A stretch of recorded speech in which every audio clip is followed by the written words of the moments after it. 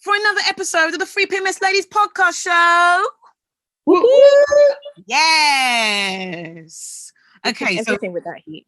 I don't know how you guys have got the energy because, boy, Yeah, honestly, I'm waiting right now. Okay, so we're going to start off with New Year, Nick, and TV shows. What's going on, Nix?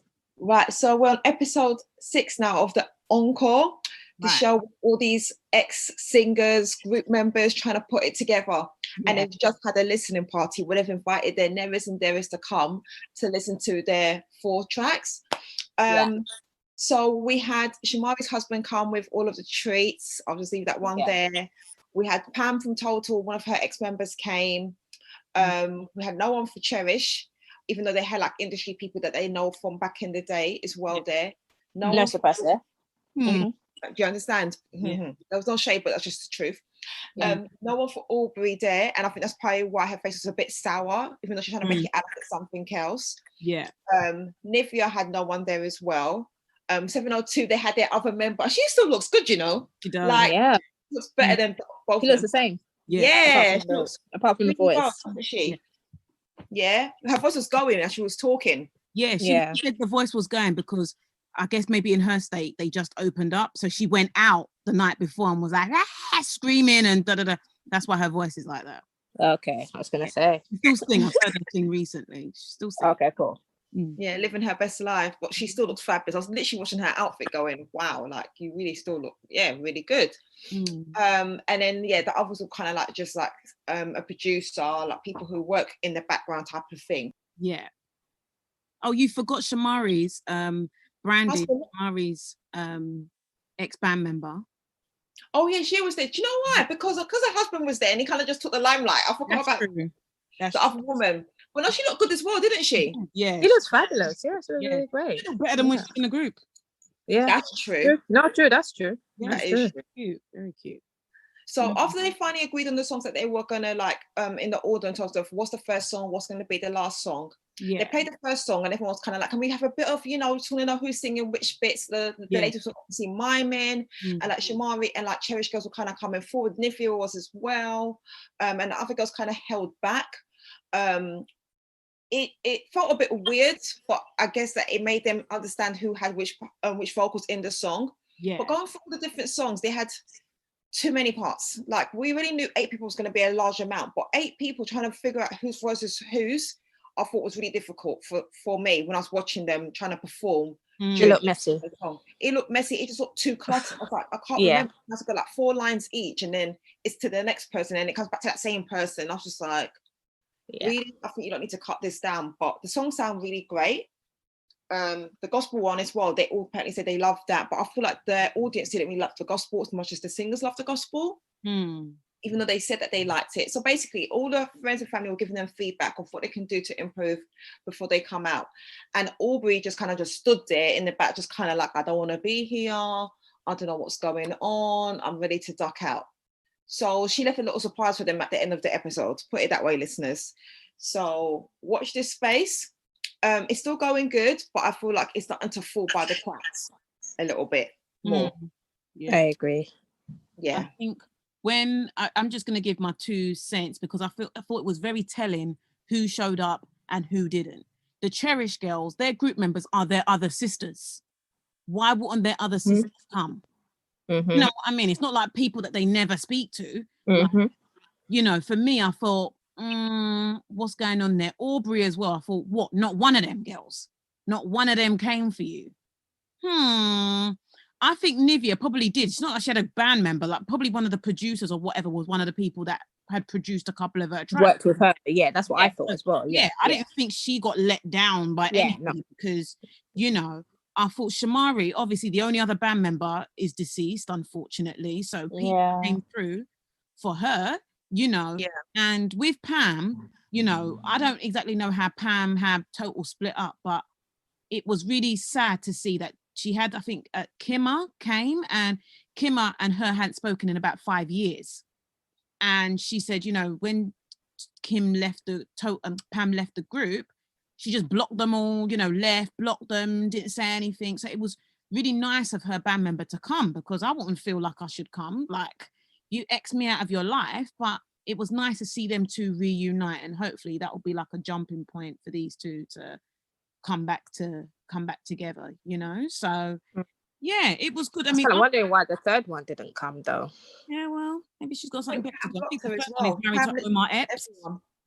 Yeah, but you know, because I'm just thinking like I know, like, you know, her jumping and just leaving the group and stuff like that, but I still feel like she didn't leave it for her own selfish whatever. She left it, you know, to find spiritual healing. Do you know what I mean? Obviously. So I feel like they could have been there. I agree with you, but the problem is, and I will say this, the problem is when you do things like that in that kind of a fashion, you're basically saying all of those people have contributed to your downfall, and that's why you want them out of your life. And for me, it's things like that that I feel like contradict Christianity. If you're the one who's responsible for your own self, you can't attach. Obviously, there are some people that you know you hang around with, and if these people are really taking you down a wrong path, then yeah, you need them out of your life. But if those people haven't gone out of their way to cause you harm, it's different by saying, I need space, I need to go, then cutting it off, because it makes it seem like whatever darkness you're in, you've attached it to that person. And that's judgmental, you know, and that is not nice. So I don't agree at all. Like I would feel like, well, I'm not coming. Like, you know, like, you know, oh, so now everything's all good for you. That's that now, you know, now I should show up. You know, just being honest with you, with you guys, I would think twice. Like, I don't blame the other one for not coming. I probably, because of time's gone on, everyone's mature, I probably would have gone, but I wouldn't be expecting an apology. You can't just do that and think, oh yeah, now we're all good. And I don't like when people say, well, oh, God told me. Really? God just said, abandon everybody. It's different if you say, I need my space. I need to go away into the wilderness and do whatever I'm doing. And that's cool. And I get that. I think everybody's demons are different. Do you know what I mean? I think sometimes it just doesn't spur from like tomorrow, oh, I'm just gonna leave the 3 PMS girls. Do you know what I mean? But I think like things start stirring a little bit, you know, building up is, I think, is what I'm trying to say. And maybe she's expressed one or two things, you know. I don't think it'll be like a complete surprise to people that things are going on with Pam. Do you know what I mean? Sort of thing. And so I think sometimes some people just deal with things a little bit differently, whereby they just need to get away from it all. Do you know what I mean? It's almost like a life and death, and I just need to break away from this. I don't know if you get what I mean. And then just regroup and figure myself out. It's no offense to anyone or whatever, but you know, you just feel the heat too much and things are just going, you just need an escapism, and then I will explain myself whatever when I have answers, you know, because maybe you don't even have the answers for yourself, but you just don't like the person or what's going on with you, or you know what you're feeling inside, and I don't know if you get what I'm saying, sort of thing. You mean, like, I feel like for some people they find it maybe not hard, but like, if I know what you're saying about tell people that you need space, but it's sometimes you might feel like if you tell them you need that space, they might start asking you more questions when you're just trying to more questions, or trying to persuade you otherwise, and trying to talk to you, and you just need to figure it out on your own. Do you understand what I mean? I get what you mean. If you're in a tight relationship or friendship with people, you can't just kind of leave it hanging in the air there, because it just kind of makes you think, is it my fault you're leaving, or is it our friendship that's the problem, or our relationship that's the problem? So I get it, how it is for that person who's feeling at the time, I just need to break off, start afresh, or have that time to myself to reflect or whatever. But also get for everyone else concerned, your friends and family, and they've kind of been like, everything's cool, we've been kicking it like Monday to Friday, whatever, weekend, and then suddenly it's like, hold on a minute, 360, I can't talk to you right now. You're like, what the hell? What the F? Like, what happened? Type of thing. And I get what you're saying about the whole Christianity thing, but again, I feel like when people go more spiritual, they try to strip away things that have always, whether it be a small temptation or a major temptation, like Snoop said, everyone's got their own different demons. So often when you're delving into kind of things like that, and you're getting more into it, maybe God's not exactly saying it to you per se, but you feel like, I need to release and let go of some things of my past that might always come my judgment. And it might not be people or person in particular, it's just certain ways I've lived before haven't worked for me. So I need to try something new. And unfortunately, there's casualties in that process. And I think that's what happened with Pam. Okay, I hear that. But then be prepared for people not to show up for you. Exactly. Yeah, definitely. When you come back from the wilderness, be prepared. You know, I hear that. And well do. Yeah, when you come back, not everybody's going to be receptive, yeah, innit? So, and that's fine. You face that when you face that there. But if it's a life and death for you, I put myself first, that's for sure. Yeah. Yeah. You can't expect people to be on pause and then you pick up where you left them and they're going to go, oh, okay, and that is fine. And maybe God would have worked that one out too and got rid of that demon for you as well. You just pick up where you are. Sorry. No, it's all right. No, okay. So let's just get. All right. So we're going to leave it there on the TV show, guys, because obviously bring more stuff up. But all I would say is that I did watch Candy's shows. I think it's called Speak On It, where she interviews different people in the music industry, and she interviewed Nivea, and that was like over an hour long. I did watch it in its entirety, and it was really good. Right. So I'll just say to people to watch that. Because we start on that one, we are gonna be here till tomorrow. But it was a really good interview, and I never watched. Pardon? It's on YouTube, isn't it? Yeah, it's on YouTube. Yeah. And I don't really watch Candy's like other side kind of projects. Not because of I don't like her, it's just because I haven't got the time. But because I'm watching the Encore, then I kept hearing little murmurs about Nivea and her even saying it on the show about how she was with The Dream and then she was with Lil Wayne, and they kind of went back and forth. I thought, let me just watch this interview to really understand it. And when I tell you skeletons in the closet, boy, after this little interview, there's no more skeletons. She's left a little bit out, but there's not much skeletons about how she's been since she first started in the music industry when she was 14. So if you guys get a chance, have a watch. All right, okay, will do. Thank you for that, Nick. Snoop, what's going on? It's dry. But on the plus no news week then. I know. So have you sort of seen the snippet? I have not watched the whole thing, so that's what I'm saying, snippet of Normani and Cardi B's Normani's track with Cardi B. I haven't, but I saw a clip on Cardi B's Instagram and I thought, here we go. This is another stripper type, naked type. Okay. And it's funny because a lot of people feel exactly like you, like, why does Normani have to go on the naked side? Why is she going to the other side? Like, because she put on some clothes, like, has Cardi B corrupted her to that state? Sort of thing. Wow. But on the other side, it was I like the track. Like I said, I've only heard bits of it. I haven't heard all of it together. So I like the track, and I thought the video was quite interesting. It was a good watch. Good watch for men and women. So yeah, nice. I mean, she's very creative, and she's a good dancer, and she's a good singer as well. So she's a good performer. That's what I'm trying to say. So her video was really visually stimulating, and other stimulations as well. So yeah, it's good. It's good. So I'm happy that like fresh music's coming out from her, because I think people saying it's been about almost going on 4+ years since she released. So that's quite good. Yep.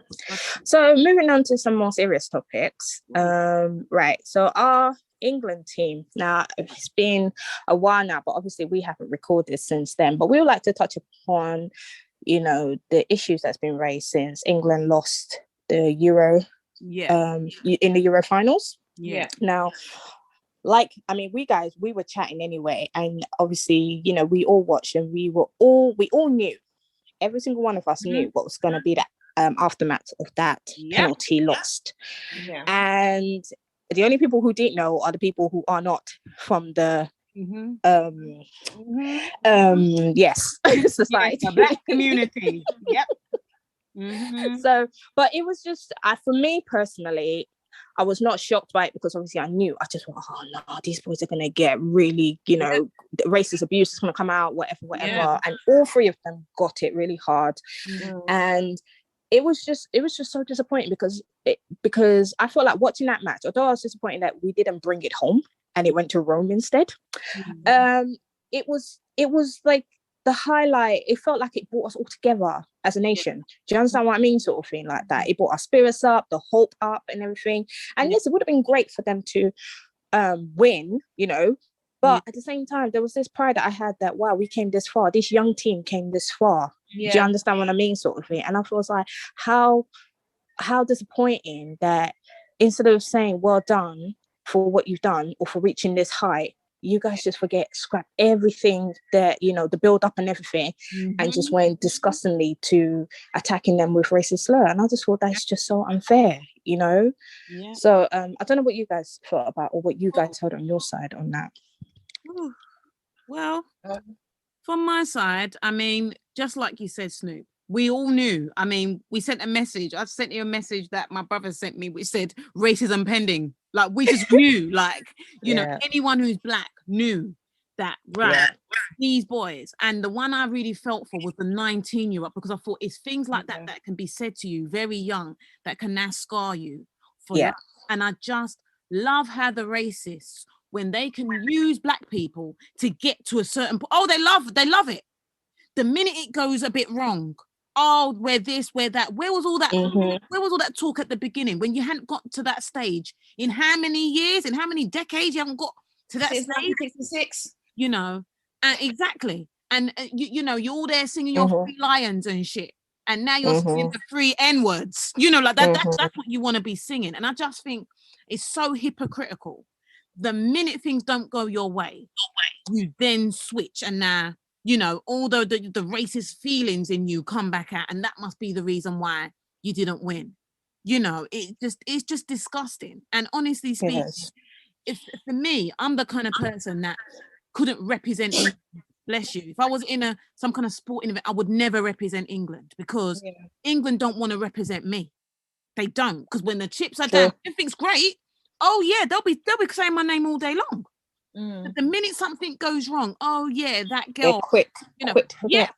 And it's disgusting. It is absolutely disgusting. And I just think, how many times does this have to keep happening? Yeah, it happens all the time. You know, this isn't the only time. I mean, no, they're petitioning now that we should ban all races from the football. Do you know what I mean? Like, don't let them in, don't let them be able to get access. But I'm just like, that doesn't stop them on social media.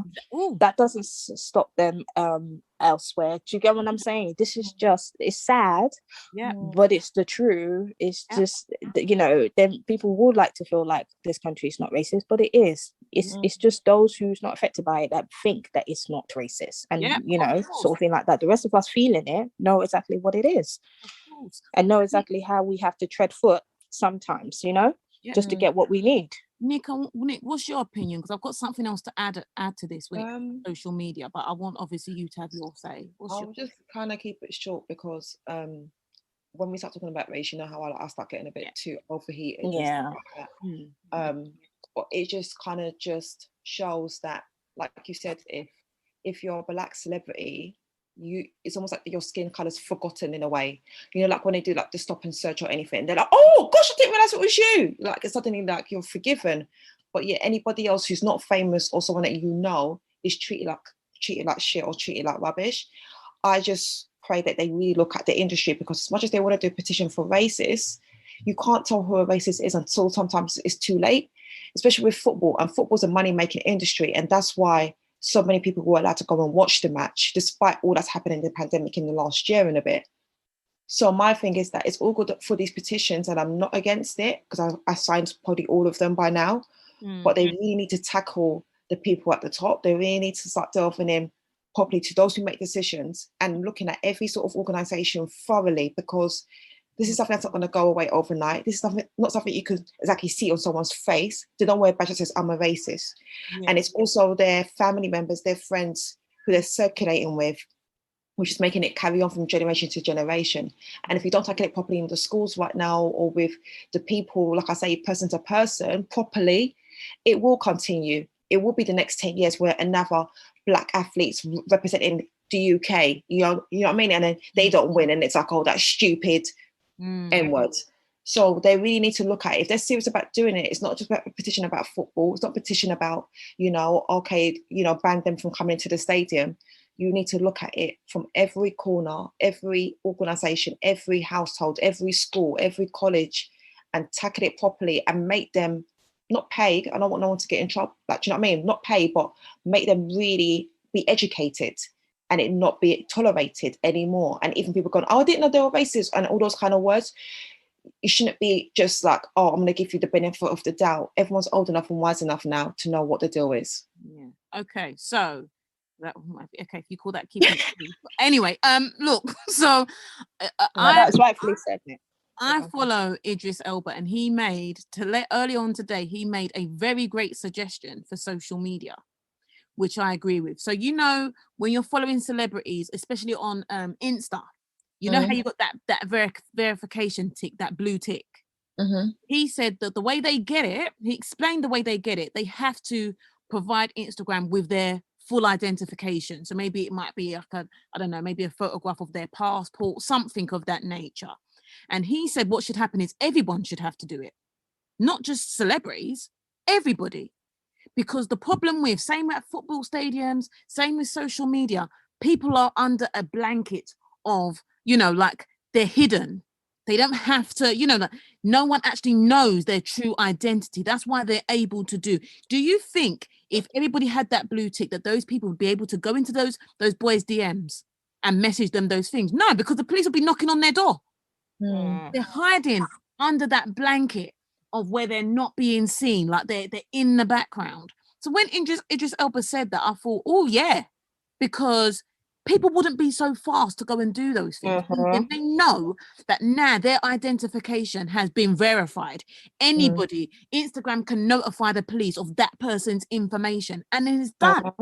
People are hiding because they know they can go to the stadium, they can boo. How do we know exactly who booed? We don't know. Exactly. Do you know what I mean? And now 3 of them are booing. Some people who aren't even racist are booing just because the next person next to them is booing. They don't even know why, you know, but because they know they're probably not going to get caught, it's easier to do that. People, racists, are cowards. They are cowards because no one's, just like you said, Nick, no one's coming up and going, I'm a racist, look at me, I'm a racist. They're not. They're hiding, you know, and it's so sickening. And my thing is, if that's really and truly what you believe, I beg, step forward and say that's what it is. Do you know what I mean? Say what it is, because then, you know you won't be speaking for much longer. Not the same way you spoke to say, I'm a racist. You'll be talking out of, you know, you'll be eating out of a straw, you know, but that's just how it is over here. And honestly, guys, it's not that big of a problem until it hits people in their pockets. That's when something will happen, because it's all about money, guys. It's all about money. So, lordy lord. Yeah, that's it. That's my take. Woo.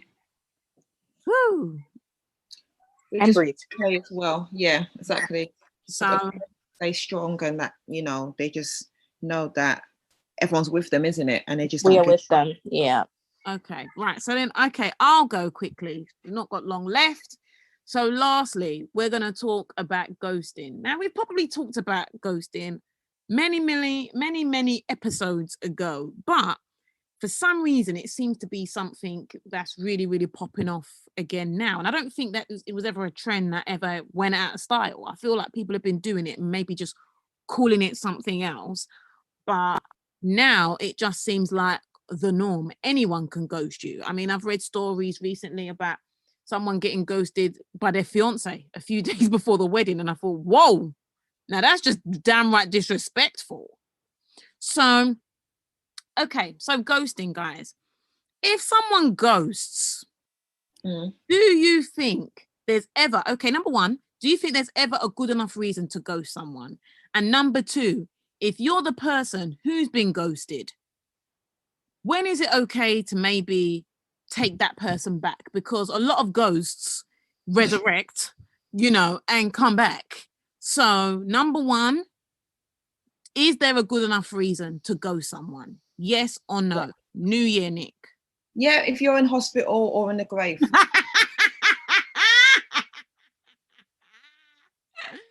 I like that answer. I like it. Snoop? Yeah, that person's out of their mind, bitch. Like I said, be first. If you're irritating the fuck out of me, bitch, you need a timeout. So yes, I will ghost you. So look, I don't think there's ever a good enough reason to ghost somebody. I think, you know, like it's different if, let's just say you found out something about someone, they knew you found out about it, and then you didn't contact them. That's different because you know what the reason is. It's not like, oh yeah, everything's great, everything's going okay, and then all of a sudden the person's gone. That's the kind of ghosting that I'm talking about. Not, not, oh my God, I'm with you, babe. I find out you cheat. I cheat, and then I don't call you no more. For me, that's different. But if anything's been going fine and then out of the blue, the communication just stops. Okay, so Snoop has said, listen, if I need a timeout, I'm gonna ghost you. And New Year Nick says, hey, unless you're dead or in hospital, there's no excuse. So moving on to part 2 then. Someone's ghosted. So you were in a relationship with this person, or you were just chatting to this person, and if it was going fine, all of a sudden the person's ghosted. Now, let's say 3 months, within a 3-month period, that person, that ghost resurrects and comes back and says, hey, baby, how's things? Can we talk? New Year Nick, what are we saying? After 3 months? Yes. No, you better send that in a text, because at least I can read it, because I can't go through question and answer with you after 3 months. You're then assuming that I've been sitting here waiting, and I look like a punk head, innit? Because at the end of the day, that's exactly what you have been doing. You know you ain't got that going on. Yeah, but they don't need to know that, Snoop. They don't need to know that. Do you get what I mean? Because then you're going to keep doing it. Or maybe twiddling your finger, rocking on your chair. When's my man coming back? They can't see my house. You understand me? They can't see the cobwebs. They can't see all of that. They can't see the tissues on the floor, the wine bottles on the side. Yeah. So I used to send me a text. I can still claim that sort of self-respect. You understand me? What I'm saying. Yeah. I'm saying send it in a text. Don't call me. Don't call me unless you start with, it wasn't my fault. Do you know what I mean? And followed by, this is what happened. Do you understand? Don't, oh, hey, babe, how you, don't, you literally have to come on the phone and straight away say what happened. Otherwise, I'm not hearing it. Sorry. No. Snoop. I get what you're saying. You're too much. I you, Snoop. I swear down. I'm sorry, what? I just can't with you. I can't. Go on. I get what you're saying. All they need to say to me is, yes, I'm taking my medication. I'm okay now. Can we continue where we left off? And that is cool by me. Okay. I mean, in all seriousness, I agree with what you just said. Do you know what I mean? Sort of thing. But sometimes, you might want to entertain the tomfoolery in people and just see exactly how far they think, their shit is, that people will tolerate such behavior. Do you understand what I'm saying, kind of thing? But obviously, just like you said, Nick, the first message you're sending me is not hi. I don't, because I will dismiss that hi. You know what I mean? That I'm not even hearing that. Get straight to the point. Get straight to the point, and you've got about 5 seconds. Do you know what I mean? Before I lock off, because what you must be saying must start with, I'm sorry. I haven't. Do you know what I mean? Followed by, this is the reason why. Followed by me saying, okay, bullshit, bang, I'm off the phone, or okay, so has your common sense learned from that, and how are we going to improve from that going forward? Because you can't do that to me again. You know what I mean? Yes. So that's my opinion on that. Okay, well, I was gonna say something, and it's totally gone out of my head. So okay, that was it. Right. So ghosting. So just some advice, girls, that I've heard about ghosting, which I thought was very insightful. So a lot of the good gurus will say, so, obviously, typically a girl, maybe even a guy, might get ghosted. And especially if you don't feel like anything was wrong, nothing, it just kind of happened out of the blue. The best thing to do for your soul, for your dignity, do not chase the person. Do not contact them. How the hell do you chase the ghost in the first place? Well, I think that's common sense. Well, easily. Okay. You can keep messaging, you can keep calling, you can keep doing all of those things, and the likelihood is you won't get a reply. And what that kind of sense says is that you're putting that person on a pedestal. You're treating that person like a celebrity, and you're like a fan. That's what it is. Like you're like a fan. And like how we've all idolized someone, and we're like, oh my God, we love them. Then maybe they do one thing wrong, and we're like, oh hell no. Do you know what I mean? Like, we're treating them like a fan. We're chasing them. Now, what you got to understand, which I think is very simple, but people don't think of it this way. If you chase someone, that implies that the other person is running away from you. So for your pride and for your dignity, just don't contact that person. You know, if that person cares about you, either eventually or at some point or whatever, they'll communicate with you, and it'll be in your hands to then go, no, sorry, I'm not going to deal with this behavior. And how you conduct yourself is teaching them how to treat you. But you cannot just be there. You know, a lot of girls will go, I'm looking for closure. The closure was the silence. Sometimes it's best things are left unsaid, because I don't know about you girls, but I tell you this, last point, tell you this. Whenever a guy has ghosted me, I'm like, oh my God, what happened? Oh, why? Oh, this relationship ended. What did I do? If I've had the chance to now speak to the person again, and this has happened a couple of times, I'm like, what happened? What happened with the breakdown? The nonsense excuse they give me, I'm like, I'm sorry, what? The idea that I had in my mind was so much more valid than this pack of shit that you know what? Let's just forget we even had this conversation, because I'm not taking that. Because is that the reason why you ghosted me? Is that the bitch? This ghost should have stayed dead. Should have stayed dead and buried. Should have been vanquished. Should have been, you know, someone should have come and sprayed holy water and something, because this is just some bull. Just now I need to ghost you. Go away. Bye. Now that I've got that out of my system, we have now come to the end of the episode. On a nice little cliffhanger. So guys, as always, you know, please follow us. Instagram, Facebook, YouTube, Spotify, Podbean, iTunes, Instagram. Email us at freepms.ladies@gmail.com. I'm your girl, Queen P. I'm Snoop. I'm Nick. Goodbye, people. Bye.